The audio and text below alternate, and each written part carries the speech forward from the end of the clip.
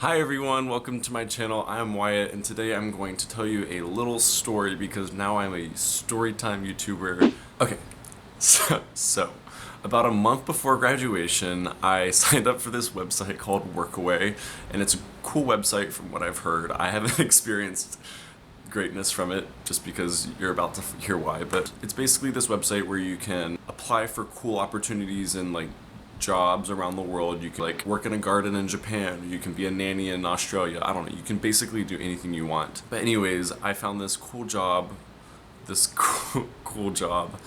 in Montreal, Canada, and I've been to Canada before. I loved it, so I figured this would be a great place for me to go for a few months, like practice my French and just live in a hostel and be a hostel girl for a little bit. I go online and apply. I get this like message saying like add this person on Skype for your interview. I was like, okay, great, I already got an interview, perfect. So I don't get sued. We'll just call this guy like the hostel manager, Alfonso. Is that funny? I don't know. So Alfonso and I we're supposed to be Skyping for like a 30-minute interview, but it ends up lasting 2 hours. On the Skype call, I talked to two Workaway people who were there working at the time. They're like, yeah, it's great, it's amazing, we love this place. That's basically the first part of the story. My favorite part of scary movies are like the first 15 minutes because it always like seems to be going great. Everything is like happy, it's all good. So this is like my first 15 minutes of this story. Fasting forward a few months, it was just like very basic communication. Nothing too sketchy, but nothing like too, oh yeah, this is gonna be a good idea. Anyways, it gets to about like late June, early July, like I'm leaving in like early July, and I'm like freaking out kind of internally because I'm like, is this a good idea? It becomes to like a week before I'm supposed to leave. I'm leaving like July 9th, and it's like July 5th. I call the guy, hi Alfonso, is there anything else that like I should know about this? Like what should I be bringing? The first thing he says is like, can you bring me some SIM cards? I'm like, what? And so he goes on to like this like long rant about like his phone bill in Canada and how expensive it is and how he needs me to bring SIM cards. He spends like 5 minutes talking about his expenses and everything, and I'm just like, the fuck? And he's like, I just need your address so I can have AT&T ship the SIM cards to your address in America so you can bring them up on Sunday. And I'm like, I'm not giving you my address, I've never met you. No, I'm just gonna like change the conversation real quick. This is the part where like I just like felt really uncomfortable. He was like literally talking people who worked for him currently. He was talking about like, I don't want to go into the details because it's honestly like not something that someone like should be talking about. Anyways, there's just like a few red flags at this point. Like after I get off the phone call with him, I'm coming in like a few days. I'm just like really weirded out like about the situation because I don't know really what to expect other than like I'm possibly going to work for a crazy person.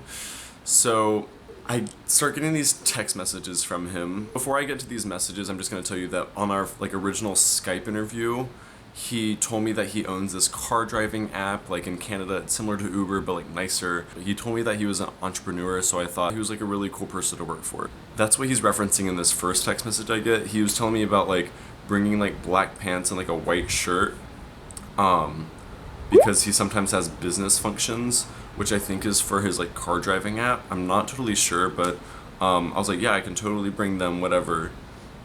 These rides are sporadic, so it's nothing stable, but I think it could be really cool, and because you're an American, you have no problem clearing the border, US or Canada. I was like, that'd be awesome, as long as I'm not transporting illegal drugs, lol. And he said, you would be transporting illegal Americans, helping with the deportation process, lol. I'll send you a picture of a sample ride. I'm like, why are you joking about deporting Americans? Like, that might be funny if like we like knew each other and like I knew that you were like kind of normal, but like so I get a text message from like another number immediately after that. In this picture you see information about this like client of his whose name is Michael Bay. I said, is that American filmmaker Michael Bay? I don't know why I think that's funny though. And he's like, yeah, this is a client of mine and I love him. He is awesome. It would have been awesome for you to do this ride. LOL. But don't worry, my entire roster is filled with who's who. He means roster. I said, yeah, for sure. Take a selfie with him for me. Love it. aka I don't believe you, send me a picture. And he said, there isn't a billionaire or artist that doesn't fly into Montreal that I don't get to see. If they fly to Montreal, I'll probably meet them. Ed is giving a concert in 2 days and we'll probably get to meet him. I said, make sure to take a pic for me.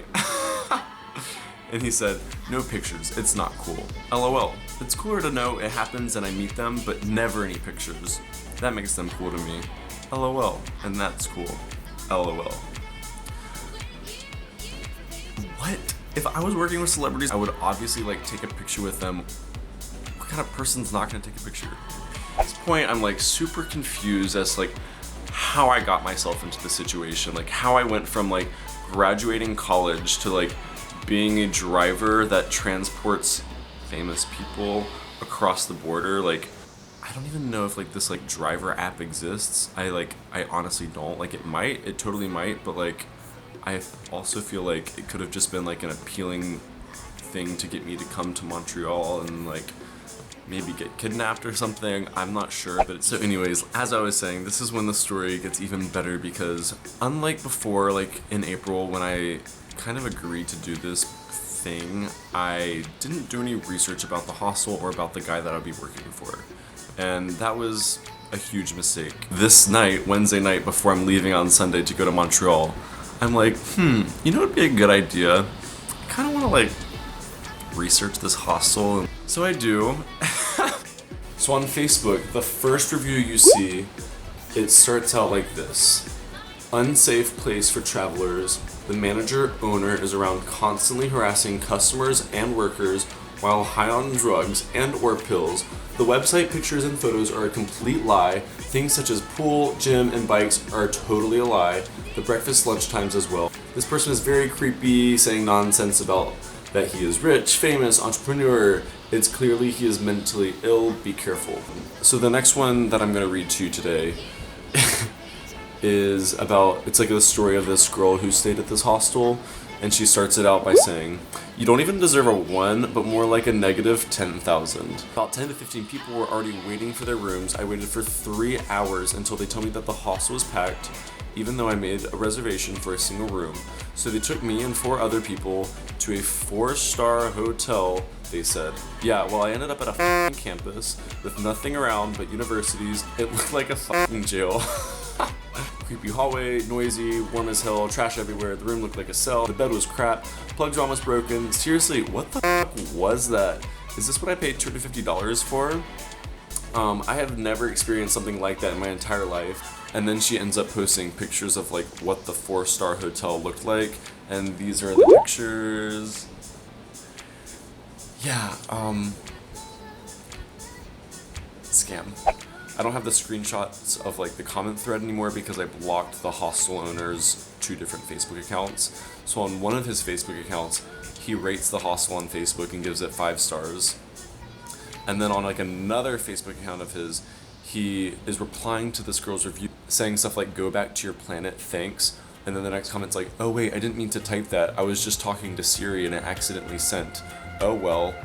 And then the third comment is something like, you were probably just having a bad day. It's not as like bad as like you're making it seem. The last comment is something like, maybe you would have liked it more if like your brain wasn't fried from all the drugs you did at Oshega, which is the music festival they have in Montreal. And so at this point, I'm like, Alfonso's crazy. Like, why is he like getting into a Facebook fight with like a random customer on his personal Facebook account? Like, that's not how you handle this situation. The first bad review is overbooking scam. You have to wait 3 to 4 hours with like 15 other people just to check in, and when you do, surprise, it's somewhere else 20 minutes away. That's way cheaper. From what I hear, it's not just a one-day mistake thing. They do it quite a lot. Next one is, this is only 11 months ago. The next one is, I never know what to say when you see anyways, it says don't go here, the guy running the place is a total scammer. Another comment says bad management, fraud behavior, overbooking. And then there's like a few other like good reviews, but in general at this point I would say it's pretty safe. Ooh. This whole experience was awful, like leading up to me coming to Montreal. I was so stressed out, I was worried, I was alone, I wasn't sure what to expect. I decided to still come here and just not stay in a hostel. I've been staying in Airbnbs around different areas of the city. I actually stayed in like a different hostel, like the #1 rated hostel in Montreal one weekend. I've had a lot of good times and great experiences, and I've learned a lot, and I look forward to sharing more revelations and videos and things that I've like experienced over the course of the next few weeks, so stay tuned on YouTube, subscribe. All I can say is from what I've learned from this experience is that you can't plan everything in life. Like sometimes life is going to give you lemons, sometimes life is going to throw curveballs at you, sometimes your life is going to be like a very low point, and you just have to remember that you can make lemonade, you can still swing at those curveballs, and you still can like recover, and like your life will get better, and it will get better. And that's what I've learned from this experience, and I've had a great time. Thank you guys so much for watching this video. I hope you enjoyed it. Please like it, please subscribe to me, do whatever you want. If you don't, I really won't. I mean, please subscribe to me. Some of the wig just got in my mouth.